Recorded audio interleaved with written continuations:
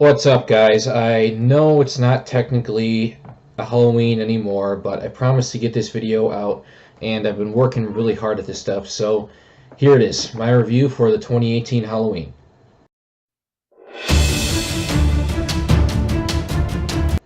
Now, this movie, I'm not gonna lie, it let me down a bit. I expected a lot after all these years, and knowing that John Carpenter was involved again a little bit, and when the Blumhouse picked it up. The expectations were really high for this thing, and although it was a decent movie, it was a bit of a letdown. Let's discuss that. First of all, this movie does a lot of things right. Michael Myers being one of them. The main thing, the most important thing, they do get right. So that's good. He is as scary as ever. He is basically the same as the original, maybe even better at this point. And you really think that it's the same person. You feel as if it's the same Michael Myers from the original, and that's perfect. They nailed that. That's exactly what you wanted with that. Another thing they really did good was the music. The soundtrack was amazing, probably even better than the original. He's waited for this night. He's waited for me. I've waited for him. And that's really saying something because of how iconic that was. But they took that and they really expanded off it, and it's just amazing. Another thing they did was the third act. The third act, aside from the very ending, is really good. I can't really get into too much of that without spoilers, but basically it's, Michael Myers and Laurie Strode going at it, and we all knew that was going to happen. That's not a spoiler. We saw it in the trailer. We saw the part where he reaches through the window, which is a great scene, by the way.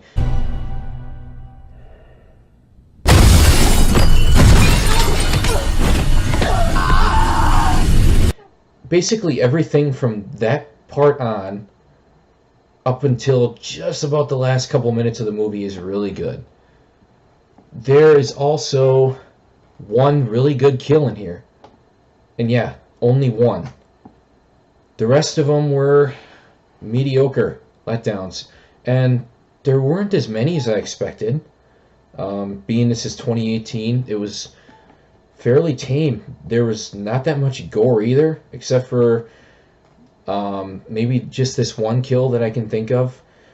The rest were just kind of normal Michael Myers kills.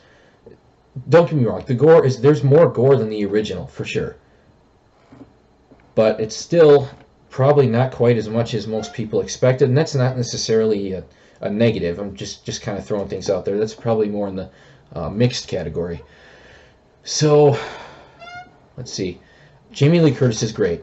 She's better than she was in the original, and she was good then too. But now she's gained a lot of experience as an actress, and she's fantastic in here. And she's basically, I know everyone has said this already, but what she's basically doing is she's Sarah Connor. This is like the Terminator 2, and she's Sarah Connor. She encountered some unstoppable force early on in her life, and now she's spent her whole life training for it and preparing for it, and now she's ready.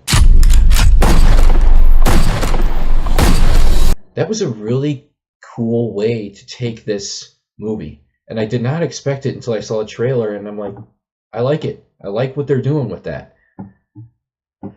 As far as the other characters go, her daughter, played by Judy Greer, she's fine. Judy Greer, I'm kind of indifferent on her.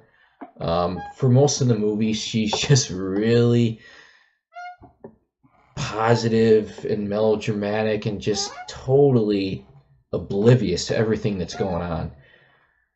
And the granddaughter, she's fine. I again, kind of indifferent. I'm not exactly,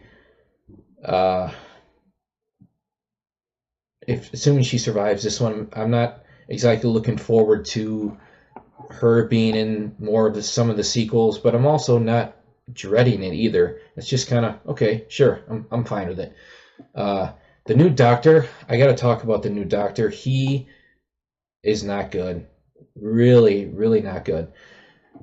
basically he's a new Loomis with a bit of a difference, and I can't really get too much into that, but basically something happens involving his character about 2/3 of the way through the movie, and it's just really bizarre and almost took me out of it right then. I'm like, what the heck was that? And Laurie, there's a scene where even Laurie says, oh, he's the new Loomis. So basically they're being meta about it. And speaking of meta, they directly address the Laurie being Michael's sister thing in this movie. Yeah, I mean, your grandmother is Laurie Strode. She was almost murdered. Wasn't it her brother who murdered all those babysitters? No, it was not her brother. That's something that people made up. And it's cool that they did that. I don't really like that twist that they did in Halloween 2, and I'm glad that they retconned it, but I feel like doing that is a little bit too much on the nose, and I kind of wish they would have handled it maybe a little bit differently, because basically what they're doing is talking to the people that made that decision. Like, oh no, that's just something someone made up to make themselves feel better. What exactly does that mean? It was a weird scene. And again, that's not a spoiler, it's in the trailer. The bathroom scene with the teeth was really good, and you see a little bit of that in the trailer.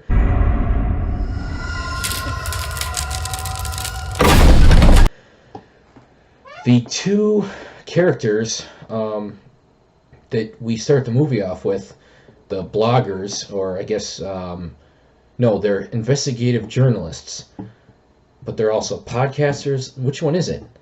I mean, they're different things. While the opening scene with them in it is really cool, their characters are just not really necessary. They're really not. You could have done this anyway, and I feel like there's a lot of time wasted there, and that's another negative with this movie, is there's a lot of wasted time. There's a lot of scenes that are just kind of meaningless, have nothing to add to the overall story, and you'll say, oh, they do, because they get, without getting too specific, they get you from one place to another. No, there's other ways to do that without making it so damn difficult, without wasting all that time. There's way too many side plots and just crap going on, and you really just want to get to the meat of the story. And then when it finally does, it's good, but you're just kind of almost out of it at that point. Not quite, because it does draw you back in, which is really, really good. And then the ending wasn't great. I can't really expand on that too much, because I'm starting off with the spoiler free, because this movie is still fairly new. So yeah, I'm gonna leave it at that. Overall, this was an okay, more than okay, it was a decent movie. I don't hate it.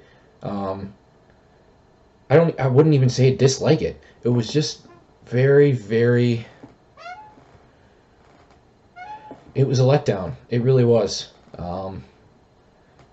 And I wish it could have been better. There's just a few specific things that if they change, it makes it quite a bit better.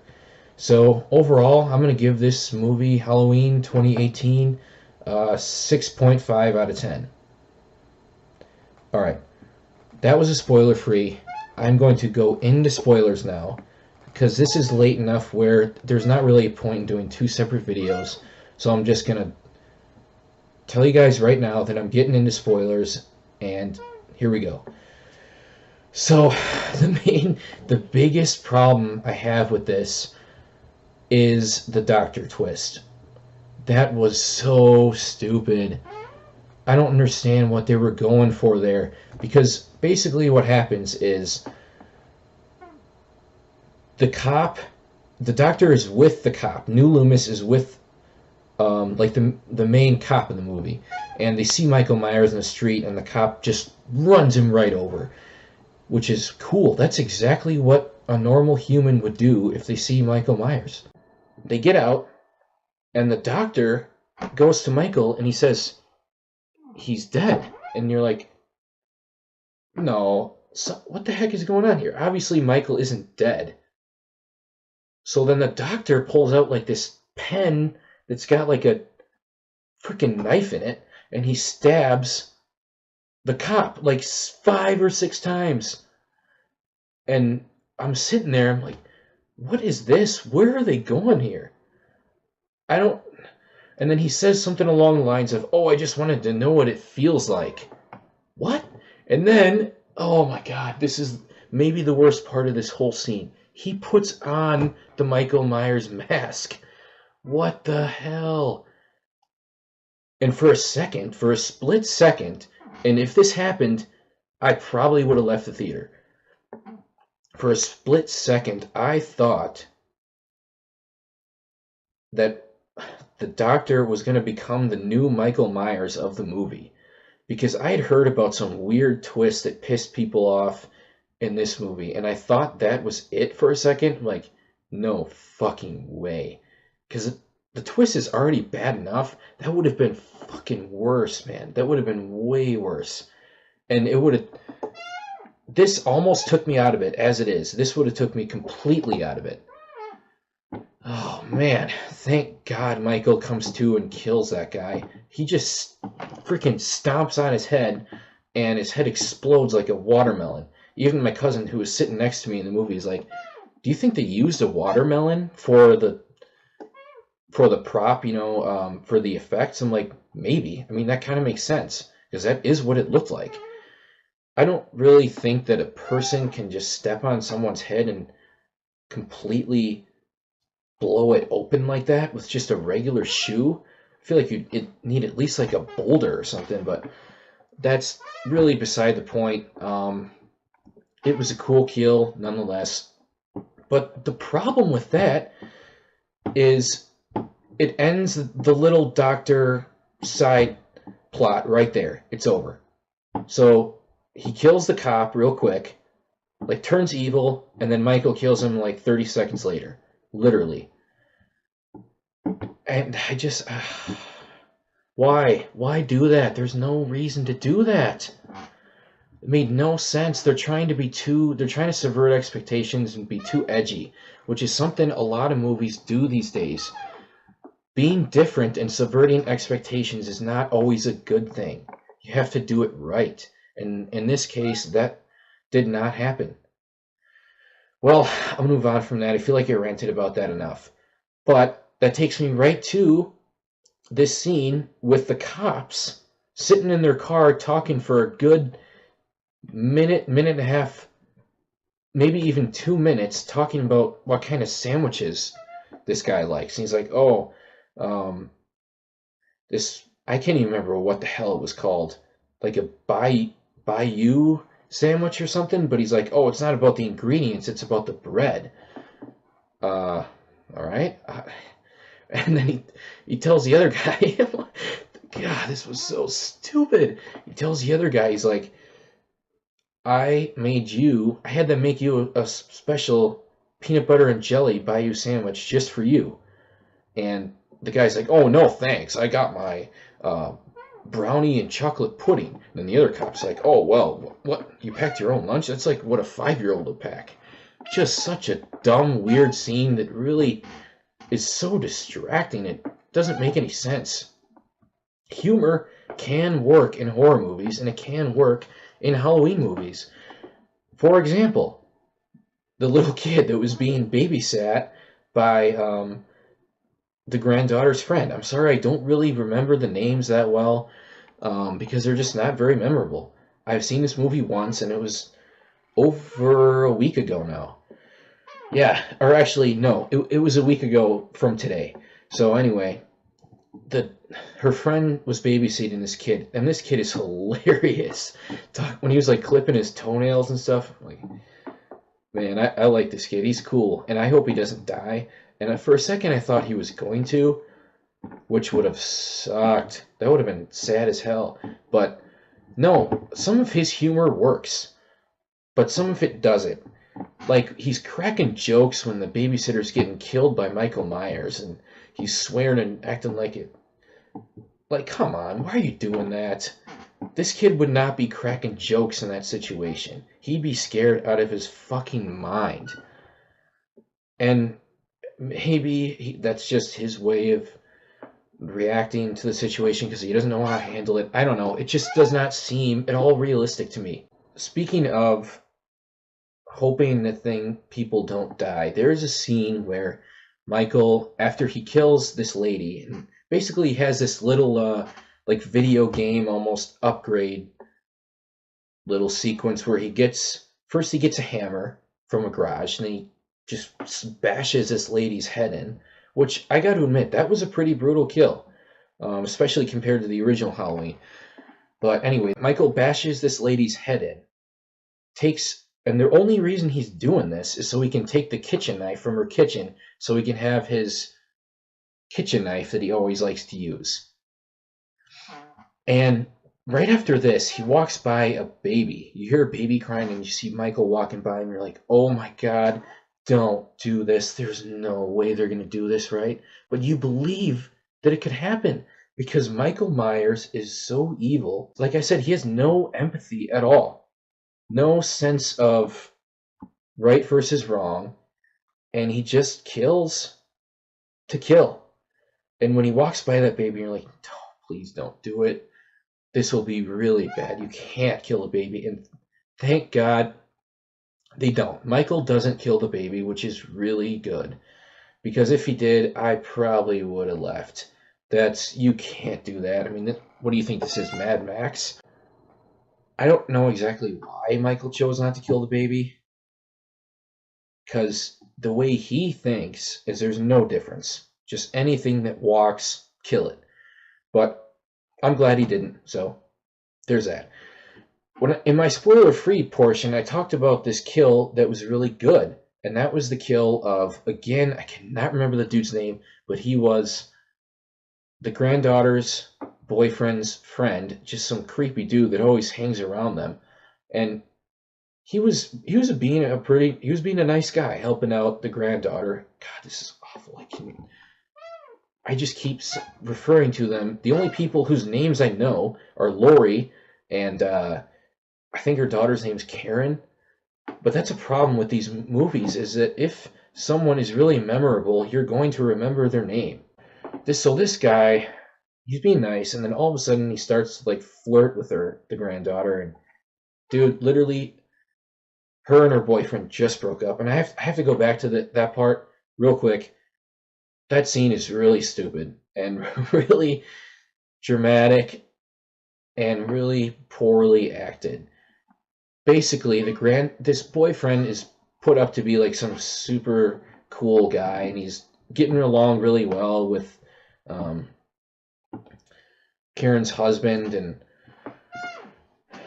you obviously know that he's not going to turn out to be a nice guy. You can just tell because it's a cliche, and this movie has some cliches in it, a lot more than the original, which is an issue. So that scene, they're at a party, and I'm not really, they're dressed up as Bonnie and Clyde, but reverse. She is Clyde and he's Bonnie, and whatever, I'm not really, fine, do that. I'm not going to really comment on that. It's fine. It's just interesting that they would choose to do that in a movie like this. It seems odd, but that's not really something that bothers me. What does is she leaves for like a couple seconds, walks over and sees him like kissing some random girl, and then he follows her into like a room with a bunch of food and drinks and stuff and tries to explain himself. He's like, oh, like she was just whispering in my ear. So what in the hell are you talking about? That's clearly not what happened. God, this dude is an idiot. I don't care about this scene. Nobody does. This is just wasting time. This is a side plot that no one cares about. And the whole point of doing this was so she will not have a phone when Michael comes to town. Her boyfriend throws her phone in the pudding and she can't use it. There has to be an easier way to make her not have a phone. There's got to be. I mean, I've heard ideas from other people, other reviewers, and they all say the same thing. There was no reason to have that freaking drawn out scene. Just have the phone like fall out of her pocket while she's running or something. That's really easy and not distracting. Man, a lot of frustrating things about this movie, but don't get me wrong. I do not dislike this movie. It is not bad at all. Like I said, I gave it a 6.5 out of 10. That's recommended because there's a lot in here to recommend. Michael Myers is fantastic. Like I said earlier, the bathroom scene where he kills the 2 people that went into the prison earlier is fantastic, and it's not very gory though. You don't really get to see much in the scene, which is kind of surprising because this is obviously rated R, so I don't know why they would not show you some of that stuff. Just show us. Have some brutal Michael Myers kills. We want to see it. The only reason he's there, though, is to get his mask back, and I got to admit, the scene when he puts his mask back on, that is fucking cool. And it takes I don't want to say a while, but a little bit to get there. And we see him in many scenes without his mask on, and you keep thinking you're going to see his face, but you don't. And they purposely manipulate the angles and film it in a certain way that you get really, really close to seeing his face, but you never do. And I think that's good. That's a good thing. You don't want to see Michael Myers' face. You don't want to know what he looks like under that mask, because he is the mask. You can tell that he has like a beard, and it's so close, but I'm glad they did it the way they did, because if you see Michael Myers' face, I feel like that really takes away a lot of the mystery and evilness of him. The third act. Oh my god, I completely went off track when I was talking about the granddaughter and the boyfriend. So the kid that was like the third wheel guy that was always hanging around them. So he's being nice to her, helping her over the fence and stuff. And he starts flirting. Dude, why are you doing that? Now's not the time. And she walks away. She's like, You're weird, go away. And I mean, you can't really blame her in that situation. Literally, she just had a fight with her boyfriend. Just happened. And the dude's already on her. Like, now's not the time, dude. Don't do that. And right after that, when she leaves, the dude's just laying there, drunk off his ass in the in the yard. And I don't know whose house it is, but somehow he knows the name of the owner. He says, "Oh, Mister Whatever, I'm sorry I'm in your yard." And it's Michael Myers. This kid obviously can't really see him, but we know it's Michael. And then there's a really cool part where the lights keep flickering on and off, and Michael keeps getting closer and closer to this kid, and then eventually kills him by like putting him over the fence. And that was a really cool kill. I got to admit, that was definitely the best kill of the movie. And that was just a really good scene overall. That was the stuff we needed. I wanted more of that. Why can't we have more of that kind of stuff? That's classic slasher Michael Myers stuff. And at that point, that's when the granddaughter realizes that Michael Myers is out here killing people, and she gets home fine. And I gotta talk about this odd thing that happens, and that's the dad. I'm gonna backtrack for a second. The dad, Karen's husband, the granddaughter's father, he had no reason to be in this movie, and he's a really, really stupid character. The first scene that he's in, oh my god, I gotta admit, I laughed at this in the movie, but it was so dumb. I mean, it's just such low-hanging fruit humor. He spills like peanut butter, and he just says, "Oh, I spilled peanut butter on my penis," and you're like, "What the hell? What dad talks like that? What is happening here?" And you just realize right away that this dude is a complete moron, and he dies. Obviously, it's like as soon as Michael Myers gets to their house, he dies, pretty much. And aside from like one little scene where she says, where is he? And Laurie's like, no, stay in the house, which is obviously the right choice. Aside from that, we never hear about the guy again. No one cares. What was the dude's purpose in the movie? And that's a big issue, is there's a lot of people and plot lines in this movie that were just not necessary. That's one of the biggest issues, that and the doctor twist. Those are the two main issues I have. Speaking of which, I almost missed this. I have to address this really weird scene with Karen talking to her daughter in the parking lot, where she's just like staring out into space, talking about, oh, when I was a kid, your grandma didn't let me have any fun, and she was always teaching me how to be prepared. What the fuck? That was horribly delivered. I mean, just watching that, I'm sitting there like, huh? What are you doing? No real person acts like that. And it's not Judy Greer's acting, because she's a pretty good actress. You can see that in her. And there's a scene that proves that, which I'll also get to.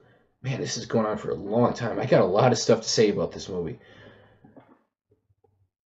It must have been in the script for her to act like that and look like that out into space, just out into the sky, and just deliver her lines like that. There's no way she chose to do that on her own. That had to have been the way it was written. It was just such an odd scene, the way they did that. All right. From the rest on is mostly going to be positive, because here comes the third act, which is, oh, fantastic. Finally, they get it right. Finally, they get this movie right in the third act, and that's Michael Myers versus Laurie Strode. Constant tension, always not knowing where Michael is and being scared of him. That is what made the first movie so good. And finally, they get back to that. And it's just, this is, man, the third act is really intense, because Laurie is, I mean, she's prepared, very prepared, but you still feel like for most of this sequence that she's going to lose. And Michael, because you never know where Michael is, he always finds a way to be very, very quiet, and just, you can never see him, usually until it's too late. And it's just a long, drawn out, and I don't mean drawn out in a bad way, not in this case, just a long, drawn out sequence of Michael and Laurie playing cat and mouse. And there's this really cool thing that Laurie does where she sees Michael's not in this room, so she presses a button and the door comes down. So that basically makes the surface area that Michael could be smaller. So she's closing in on him. She's going to find him soon. And the house is totally prepared for Michael. There is no other point to that house other than when Michael comes. She was completely ready for that. And that's the reason that she built the house the way that she did. She was fully intending for him to come back one day, and she wanted him to, so she can kill him. Do you know that I pray every night that he would escape? What the hell did you do that for? So I can kill him. And she has this little setup in the basement, which appears to be a hideout, an escape room, basically. Or not escape room, a panic room. Where they can go and hide, and Michael will never be able to find it. There's also something weird about this, because the remote that opens the little hatch, she sets the remote right back on the counter before they go down. So if Michael walks over, he can just grab the remote and open it and go down there and trap them down there and kill them. Maybe not, because they have a bunch of guns down there, which is also really cool. Holy crap, did she have a lot of guns. Just like Sarah Connor. This Laurie Strode is 100% Sarah Connor in this movie. And I'll get back to that panic room in a second, but I have to talk about this amazing scene where Michael and Laurie are going at it, and she's hanging in there, but it still looks like Michael's going to win, and in this instance he does, and he pushes her off the roof, and she falls down, and we're like, oh shit, is she dead? And then I'm like, oh, they better do this, and Michael looks away, hears something, looks back, and Laurie is gone, and you hear the Halloween music. That was fantastic. Man, that was a great callback, and that was one of the coolest scenes in the movie, if not the coolest. Because as soon as I saw that, I was like, yes, yes, that was awesome. That is the kind of thing we needed.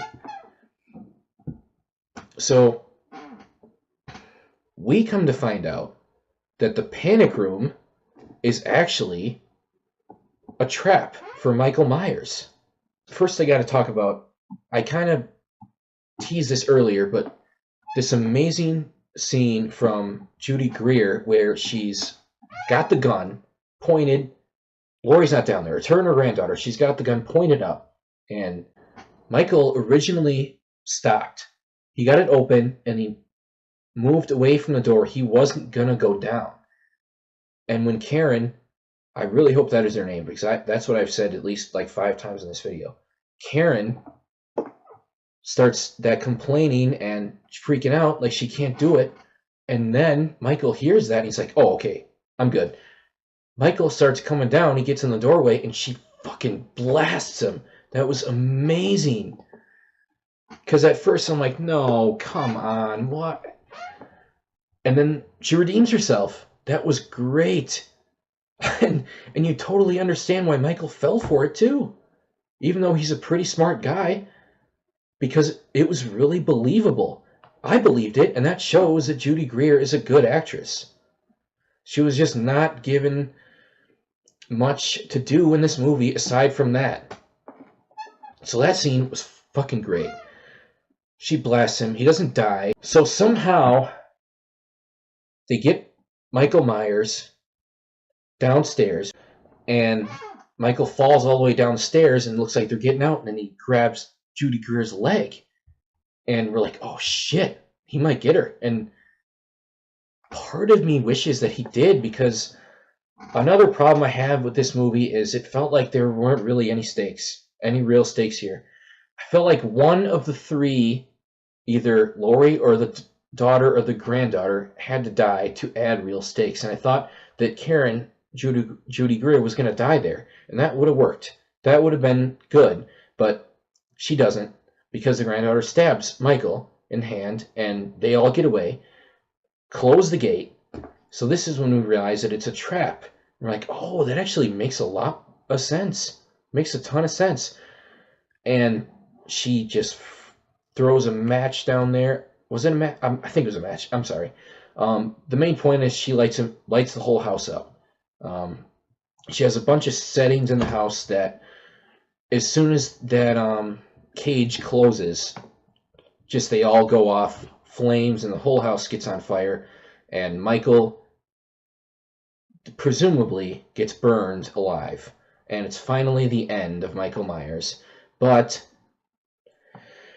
they don't specifically say this.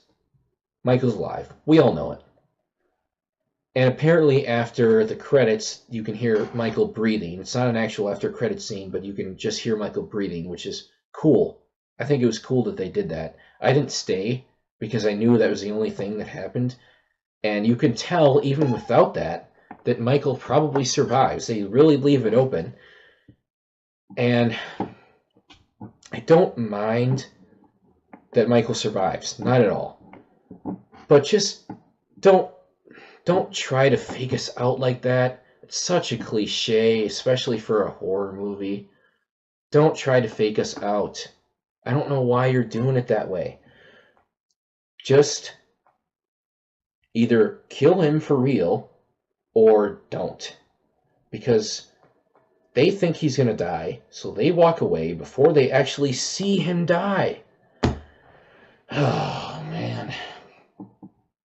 So it's painfully obvious that he survived. I don't... If the point was to make it ambiguous, it wasn't. Because they show the basement again burning up, and he is not there. So obviously he gets away somehow. And then the three of them, the whole house burns down, which was the point of the house anyway. That was the whole plan all along. So the three of them get out and hitchhike with some random person on the truck, which is kind of surprising, especially for Laurie, considering how like paranoid and everything she is. Maybe she wasn't thinking clearly. It's very possible, but still doesn't make that much sense. Anyway, three of them sitting on the truck. It's a very happy ending, and it zooms in on the granddaughter with just holding the knife, the bloody knife. And I'm really confused about that and what exactly that meant. Are they hinting that she's going to go bad and become a killer? If so, that would be an interesting twist. I would not mind that. But I sincerely doubt that that's what they're going to do, so I don't know what the point of showing that was. So, that's the end of the movie. That'll do it. Guys, don't take this as I hate this movie, because that is not the case. Again, I recommend it. There's a lot of good, but there's also some stuff that really could have been avoided. And that's why I gave it a mixed positive review. So yes, I recommend this movie. Go see it. I gave it a 6.5. Just really, really taper your expectations. That's all I ask. Because I wish I had done the same. Alright guys, that'll do it. See ya. Guys, I'm really sorry about the constant creaking of my chair. I didn't even realize it while I was filming, so hopefully it's not too bothersome. I guess if you want to look on the bright side, just maybe it adds a little more Halloween creepiness to the video. I don't know. Again, sorry, it won't happen again.